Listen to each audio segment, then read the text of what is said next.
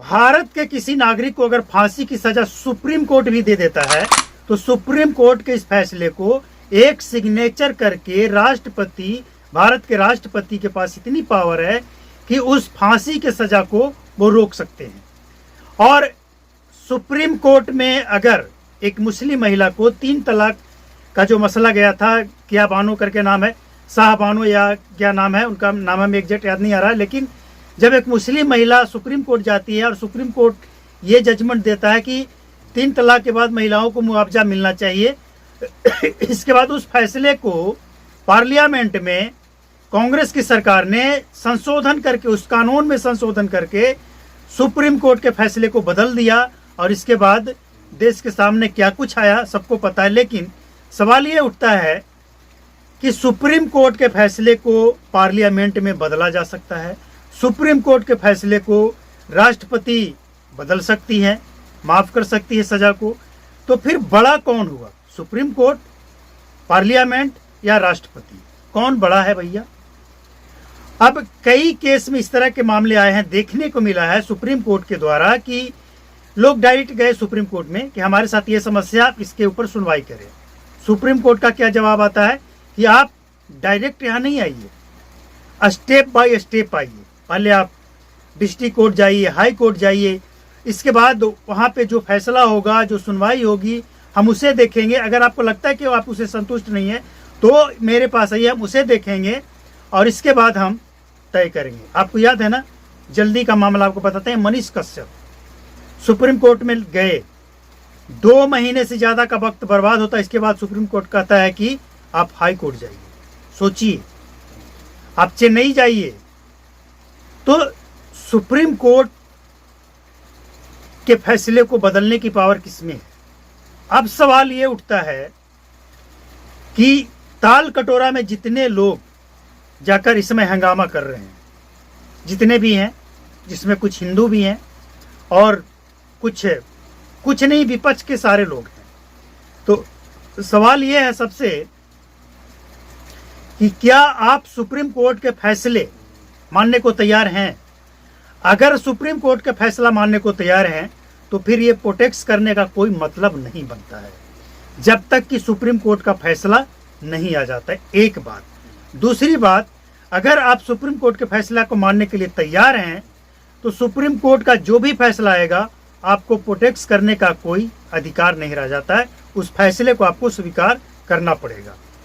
लेकिन एक तरफ आप सुप्रीम कोर्ट में जाकर कहते हैं कि हम संविधान के दायरे में रहकर लड़ाई लड़ेंगे, अपने हक के लिए लड़ाई लड़ेंगे और शांतिपूर्वक लड़ाई लड़ेंगे, तो फिर ये ताल कटोरा और मुर्शिदाबाद और जगह जगह, देश के जगह जगह हिस्सों में ये क्या चल रहा है? मतलब इसका क्या है? मतलब साफ है कि सिर्फ एक व्यक्ति को झुकाने के लिए थेथराई करेंगे। ये लॉजिक कुछ नहीं है।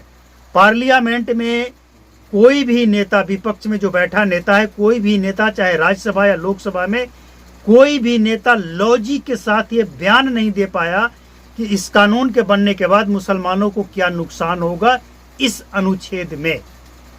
किसी के पास कोई जवाब नहीं है।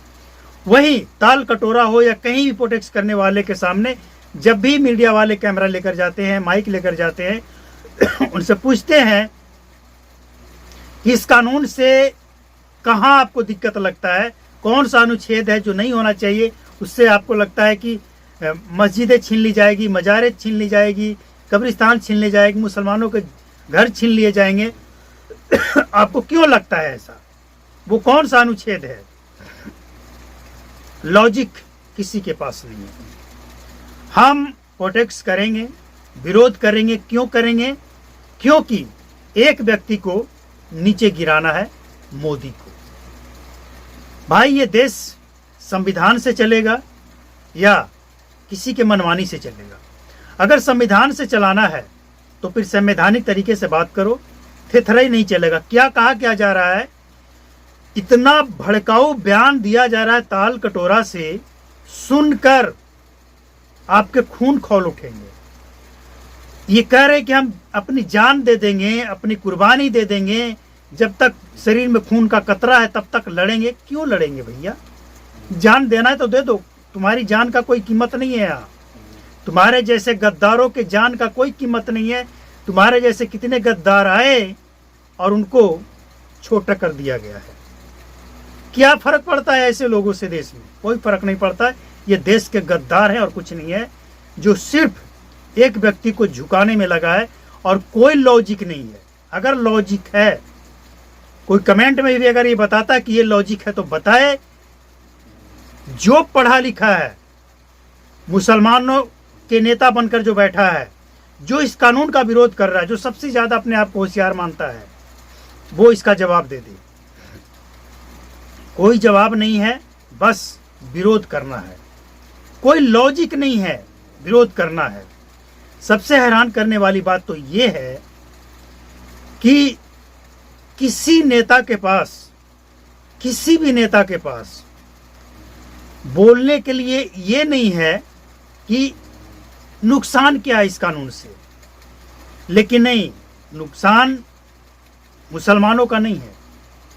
कोई ये बताने के लिए तैयार नहीं है कि वक्फ का जो जमीन है, वक्फ की जो संपत्ति है, उस पे कितने स्कूल बने, कॉलेज बने, कितने यतीम खाने बने, कितने फायदे हो रहे हैं मुसलमानों को, गरीबों को, वो आंकड़ा दे दो।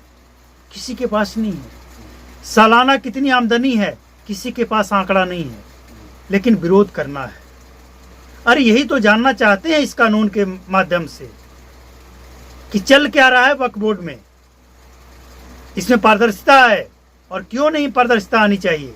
लेकिन ये लोगों को राजनीति करनी, और राजनीति इतने नीचे स्तर की करनी है सॉरी, हैरानी होती है। मतलब वक्फ बोर्ड के पैसे से आपने देश भर में वो कौन से पॉजिटिव काम किए हो, वो गिनाओ। किसी के पास कोई डेटा नहीं है, लेकिन विरोध करना है। हद तो तब हो जाती है जब पढ़े लिखे जो सुप्रीम कोर्ट के वकील हैं, सुप्रीम कोर्ट के वकील, पार्लियामेंट सदस्य हैं, वो लोग भी अफवाह फैला रहे हैं। वो अच्छी तरह से जानते हैं कि ये कानून भी लीगल है और कानून में जो भी चीजें बदलाव किया गया है उससे उन्हीं लोगों को फायदा है और किसी को फायदा नहीं है। लेकिन जो कुंडली मार के बैठे हैं, वो लोग इन लोगों को पैसे देकर खरीद लिया है। बोलना है बोलो। सवाल तो बहुत सारे हैं, जवाब किसके पास है? किसी के पास जवाब नहीं है। बस थेथरलॉजी करना है, किसी भी तरह से मोदी को नीचा करना है, दिखाना है, ये कानून वापस करवाना है। ये कानून जब वापस हो जाए तो कहेंगे कि हमने मोदी को झुका दिया। मोदी गलत है भैया। मोदी ने 5 साल इस कानून को बनाने से पहले 5 साल तक जो इसके जानकार हैं उनसे जानकारी ली है, तब जाकर ये कानून बनाया गया, इसके बारे में सोचा गया है। तो जो लोग आज ये कह रहे हैं कि इस कानून में गड़बड़ है, सुप्रीम कोर्ट गए हैं, इंतजार कर लो।